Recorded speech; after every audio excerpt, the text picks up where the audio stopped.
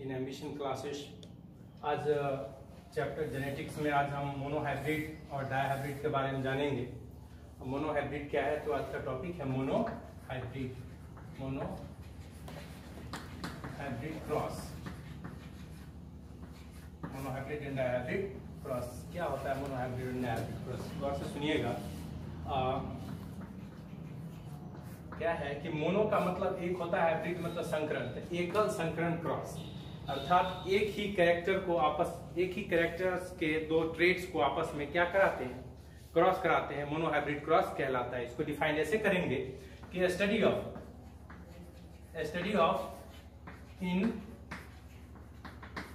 Inheritance of a single characters at a time in an organism is called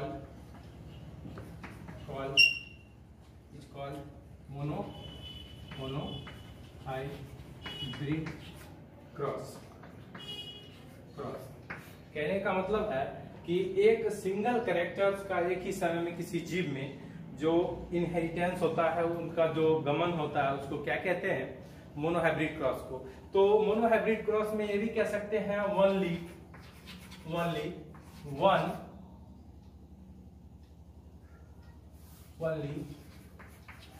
one trait is consider, यानी कि एक समय में एक ही ट्रेट्स को क्या किया जाता है? कंसीडर किया जाता है। अब इसको देखते हैं, ऐसे समझने की कोशिश करते हैं। जैसे कि एक पी प्लांट्स है, इसका एक कैरेक्टर्स को हम लेते हैं, जैसे कि पौधे का लंबाई। तो पौधे के लंबाई के जो ट्रेट्स हैं दो हैं, एक तो उनके जो है लंबाई है, दूसरा क्या है उसका ड्राफ्टनेस है। तो जो पौधे का हाइट है, उसकी जो हाइट है वो दो प्रकार की हो सकती है, या तो पौधे लंबे हो सकते हैं या पौधे बौने हो सकते हैं। तो पौधे की लंबाई और उसके बौना दोनों के जो जीन है, उनके जीनों को आपस में जो क्रॉस कराते हैं, क्योंकि ये सिंगल कैरेक्टर्स है, उसके आपस में उनके दो जो कॉन्ट्रास्टिंग जो कैरेक्टर्स है उनको आपस में क्रॉस कराते हैं। तो आइए देखते हैं किस प्रकार कराते हैं, मोनोहाइब्रिड क्रॉस कैसे निकाला जाता है, उनकी रेशियो कैसे निकाली जाती है। तो यहाँ पे हम एक प्लांट पी प्लांट ले लेते हैं, उसका एक कैरेक्टर हाइट ले लेते हैं। क्या ले लेते हैं? हाइट। तो हाइट कितने प्रकार के हो जाएंगे? दो प्रकार के। कितने प्रकार के?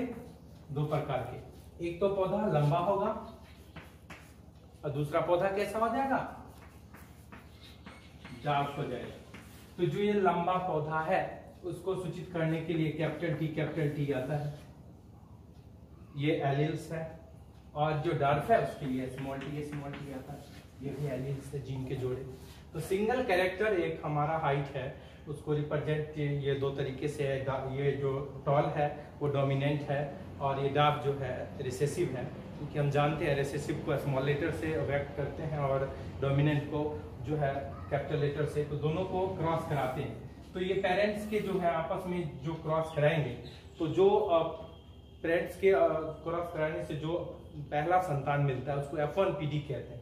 तो इस दोनों को क्रॉस कराएंगे तो हमारे पास कैपिटल टी स्मॉल टी ये दो संतान प्राप्त होंगे। तो ये दोनों संतान क्या है? ये कौन जनरेशन के? F1 जनरेशन के। तो F1 जनरेशन में हमने क्या देखा है कि जितने भी नया पौधा बना हमारा पी प्लांट्स का, वो सभी डोमिनेंट नेचर के हैं, क्योंकि डोमिनेंट लॉ ऑफ डोमिनेंस कहता क्या है कि हेटेरोजाइगस कंडीशन में जो खुद को एक्सप्रेस करता है क्या कहलाता है? डोमिनेंट कहलाता है। तो यहाँ पे इसके और इस दोनों के जो ये F1 जनरेशन के जितने भी पौधे हैं वो सभी के सभी किस नेचर के हैं? टॉल नेचर के हैं, सभी के सभी लंबे हैं। तो अब हम क्या करते हैं? F1 को आपस में सेल्फिंग कराते हैं। तो अब हम इसको F1 को आपस में सेल्फिंग कराने के लिए आप क्या सेल्फिंग कराएंगे? उसके लिए स्क्वायर। अब पनेट स्क्वायर हम पहले ही बता चुके हैं कि पनेट स्क्वायर क्या होता है, और निकालने के लिए सूत्र है n स्क्वायर। तो n स्क्वायर से हम पनेट स्क्वायर निकाल सकते थे। n क्या होता है? Number of heterozygous.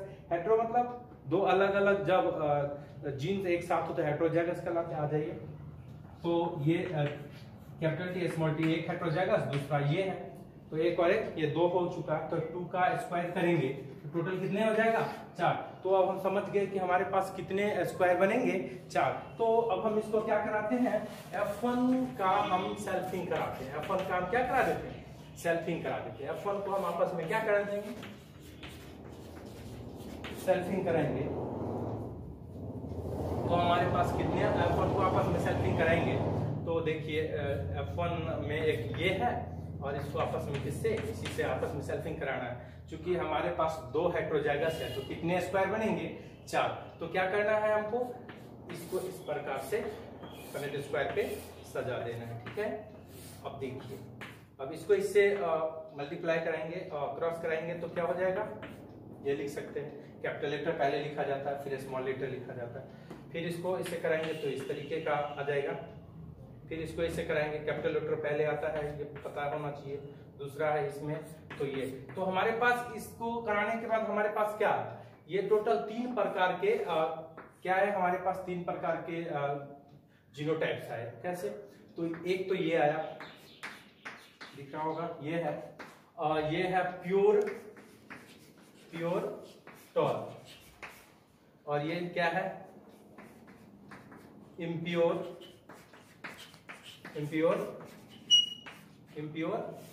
टॉल, और ये क्या है, प्योर डार्क। तो ये 3 प्रकार के हमारे पास जीनोटाइप आए। तो हम इस तीनों टाइप के जीनोटाइप को हम इस तरीके से देखते हैं। तो हमारे पास दोनों के रेशियो लिखने का ऑप्शन आ गया कि इसकी रेशियो क्या हो जाएगी। तो इसका जो है जीनोटिपिक रेशियो,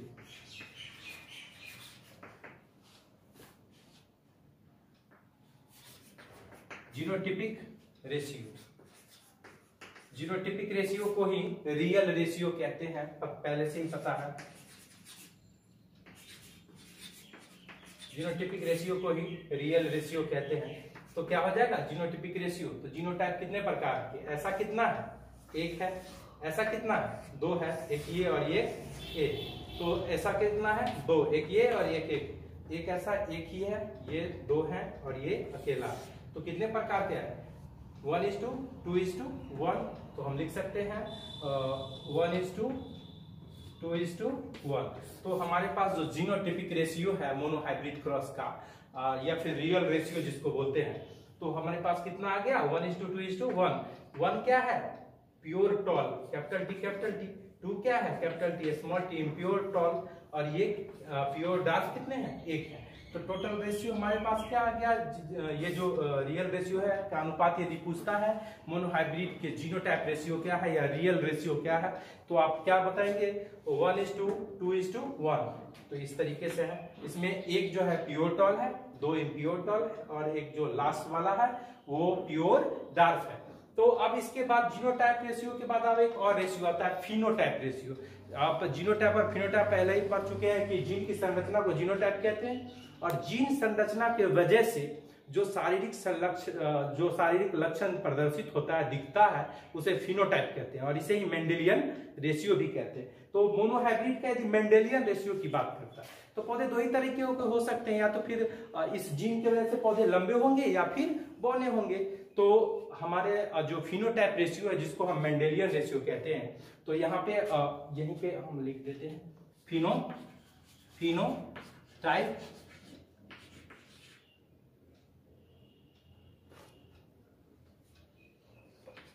फिनोटाइप टिपिक रेशियो है, फिनोटिपिक रेशियो, या फिर इसी को बोलिए आप मेंडेलियन रेशियो, है ना, मेंडेलियन रेशियो, फिनोटिपिक रेशियो या मेंडेलियन रेशियो। टोटल क्या आ जाएगा 3:1, यानी कि 3 गो, चाहे वो प्योर हो या इम्प्योर हो। तो 2 इम्प्योर है और 1 प्योर, लेकिन है तो प्योर हो या इम्प्योर, है तो लंबा ही और 1 बौना है, तो 3:1। तो फिनोटिपिक रेशियो जिसे मेंडेलियन रेशियो भी कहते हैं वो 1 आता है। तो कई बार के ऑब्जेक्टिव होते हैं, तो इस पे ध्यान देना है कि मोनोहाइब्रिड के जो है वहां से याद रखना है 2 चीज के, जीनोटाइपिक रेशियो, जीनोटिपिक रेशियो, और दूसरा क्या,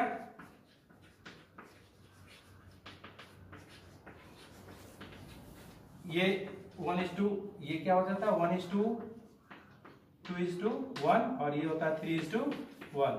तो ये ऑब्जेक्टिव का पॉइंट है। यहाँ से ऑब्जेक्टिव कई बार पूछे जाते हैं कि मोनोहाइब्रिड के जीनोटाइप्स क्या होते हैं या फिनोटाइप्स क्या होते हैं। आप निकाल भी सकते हैं या फिर याद रखिए, क्योंकि वहाँ पे ऐसे क्रॉस करा के निकालने में टाइम लगेगा और टाइम कंपटीशन बहुत ही कम होता है। तो अच्छा है कि याद भी कर लिया जाए 1:2:1 और 3:1। तो अब क्या है कि ये जो मोनोहाइब्रिड क्रॉस है, तो इसके बहुत सारे, चूंकि कुछ देर पहले मैंने कहा था कि मोनोहाइब्रिड क्रॉस में लॉ ऑफ डोमिनेंसी, अभी देखें कि F1 पीढ़ी में सारे डोमिनेंट कैरेक्टर वाले जो है हेटेरोजाइगस कंडीशन में हमेशा डोमिनेंट कैरेक्टर वाले जो होते हैं डोमिनेंट हो जाते हैं, वो अप्रभावी वाले को प्रभाव को दबा देते हैं। तो लॉ ऑफ डोमिनेंस जो पढ़े हैं प्रीवियस क्लास में, उसके बहुत सारे जो है वायलेशन है, क्योंकि यूनिवर्सल एक्सेप्टेड नहीं है।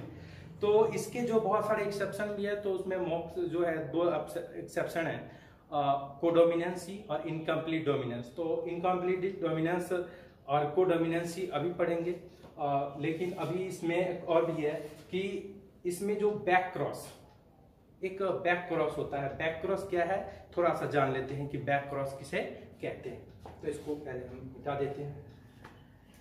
जो है अब हम थोड़ा सा बैक क्रॉस के बारे में जानते हैं। बैक क्रॉस क्या होता है? मोनोहाइब्रिड क्रॉस के लिए बैक क्रॉस देख लीजिएगा। बैक क्रॉस क्या है कि cross of F1 with either of parents is considered as back cross.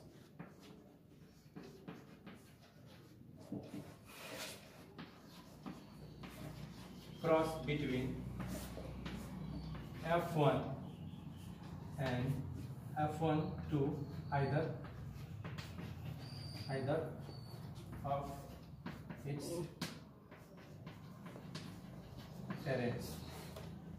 यानी कि कहने का मतलब है बैक क्रॉस किसे कहते हैं कि यहाँ पे हम देख सकते हैं कि हमारे पास जो है कैपिटल टी टॉल और दूसरा क्या है डार्क। एक हमारा जो पेरेंट्स है वो टॉल है, दूसरा क्या है डार्क। इन दोनों को क्रॉस करवाया, इन दोनों को क्या करवाया क्रॉस करवाया। तो हमारे पास क्या आ गए ये आ गए ठीक F1 में। तो कहा जा रहा है F1 इंडिविजुअल इसको, यानी कि ये जो कैपिटल टी स्मॉल टी है, इस इंडिविजुअल को इसके किसी भी पेरेंट से जो क्रॉस कराते हैं क्या कहलाता है बैक क्रॉस। अर्थात कह सकते हैं कि प्रथम पीढ़ी के द्वारा उत्पन्न संतान, प्रथम पीढ़ी में उत्पन्न संतान को उसके ही पेरेंट्स से जब हम क्रॉस कराते हैं तो इसे हम क्या कहते हैं बैक क्रॉस कहते हैं। तो बैक क्रॉस जो होता है 2 प्रकार से होते हैं। तो F1 इंडिविजुअल्स ये निकले, और ये इसका पहला क्या है टॉल, ये पेरेंट्स, ये दोनों के दोनों क्या है पेरेंट्स है। तो क्या है कहना क्या है कि पेरेंट्स से किसको क्रॉस कराएंगे तो F1 बैक क्रॉस कहलाएगा। तो F1 को किसी भी पेरेंट्स से, आइदर पेरेंट्स किसी भी, या तो रिसेसिव से या फिर डोमिनेंट से, किसी से भी हम क्रॉस कराते हैं तो क्या कहलाता है बैक क्रॉस कहलाता है। तो ये बैक क्रॉस भी 2 प्रकार के होते हैं। क्या कितने प्रकार के? 2 प्रकार के। तो यदि अब मैं इसकी बात करूं तो ये बैक क्रॉस हमारे कितने प्रकार के होते हैं? 2 प्रकार के। एक होते हैं आउट क्रॉस, आउट क्रॉस, दूसरा क्या है टेस्ट क्रॉस। एक आउट क्रॉस है, दूसरा टेस्ट क्रॉस है। अब क्या है, किसको आउट क्रॉस कहते हैं, किसको टेस्ट क्रॉस कहते हैं? बहुत इजी है, आसानी से समझ सकते हैं। जब हम F1 इंडिविजुअल को उसके डोमिनेंट, ये कैसा है डोमिनेंट पेरेंट्स है, और ये कैसा पेरेंट्स है रिसेसिव पेरेंट्स है। तो F1 इंडिविजुअल को जब हम उसके डोमिनेंट पेरेंट्स से क्रॉस कराते हैं तो इसको हम कहते हैं आउट क्रॉस। क्या कहते हैं? Out cross. और वहीं F1 इंडिविजुअल को जब हम उसके रिसेसिव पेरेंट्स से क्रॉस कराते हैं तो इसको कहते हैं टेस्ट क्रॉस। तो F1 इंडिविजुअल से यहां पे हम लिख सकते हैं F1 इंडिविजुअल, तो शॉर्ट में F1 इंडिविजुअल को F1 पीढ़ी में जो उत्पन्न संतान है उसका क्रॉस जब हम डोमिनेंट पेरेंट्स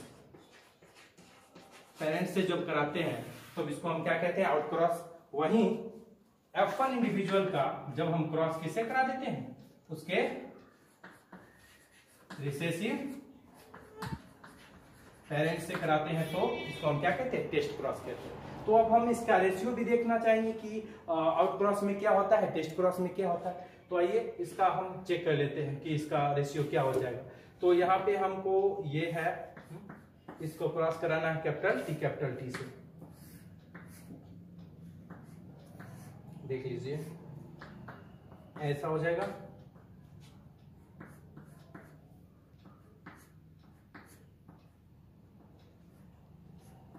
यानी कि ये दोनों एक जैसा और ये दोनों एक जैसा।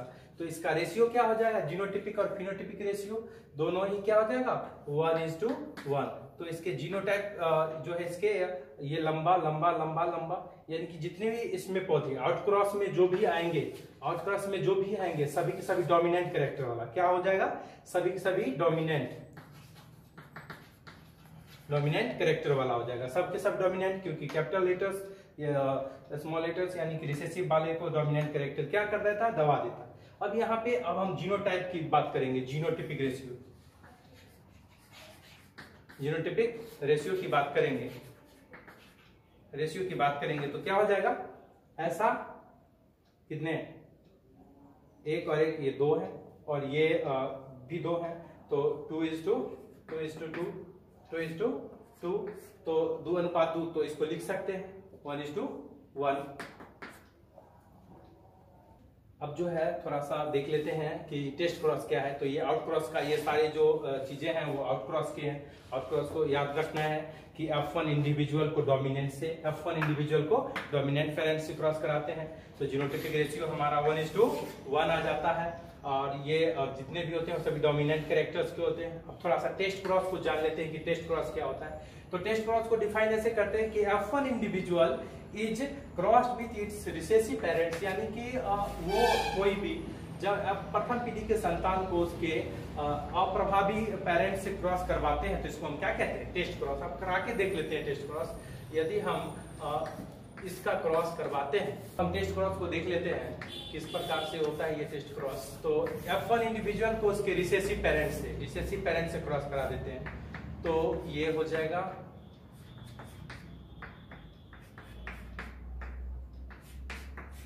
यहाँ पे जो है ये डार्फ है और ये टॉल, यानी कि डार्फ और टॉल दोनों समान रेशियो में है। 2 डार्फ है 2 टॉल है। तो कहने का अर्थ है हमारा ये जो हम कराएंगे तो ये क्या हो जाएगा, तो इसका भी रेशियो क्या होगा, 1:1। तो इसका भी टेस्ट क्रॉस रेशियो क्या हो जाएगा, 1:1। तो आइए टेस्ट क्रॉस और आउट क्रॉस दोनों जो कि प्रकार है बैक क्रॉस के, वो हमने जाने। अब हम डायहाइब्रिड क्रॉस के बारे में थोड़ा सा जानते हैं।